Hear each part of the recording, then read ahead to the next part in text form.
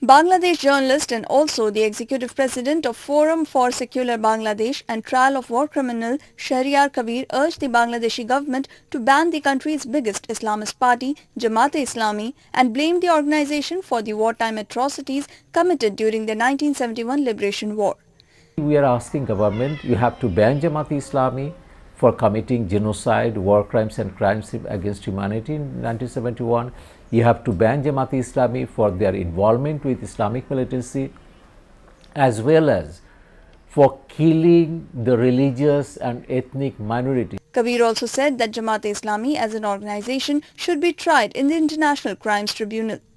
So you can apply a Special Powers Act, you can apply Anti-Terrorist Act, or you can implement, follow Article 38 of our Constitution.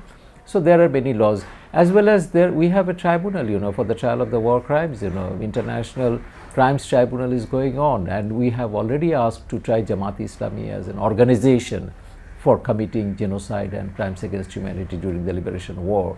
Kabir also said that political parties and civil society should build up resistance against atrocities committed by the Jamaat-e-Islami. The political parties, the progressive political parties who are campaigning for secular democracy, as well as the civil society who are campaigning for secular democracy, they should also build up a resistance against the atrocities of Jamaat-e-Islami in the name of Islam, and that is very, very important.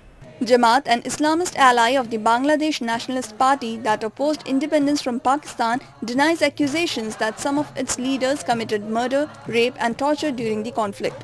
The trigger for this year's spasm of unrest came in February when a tribunal set up by the government to investigate abuses during the war sentenced a leader of the Jamaat-e-Islami Party to life in prison, sparing him execution. Correspondent Rafiq from Dhaka for ANI.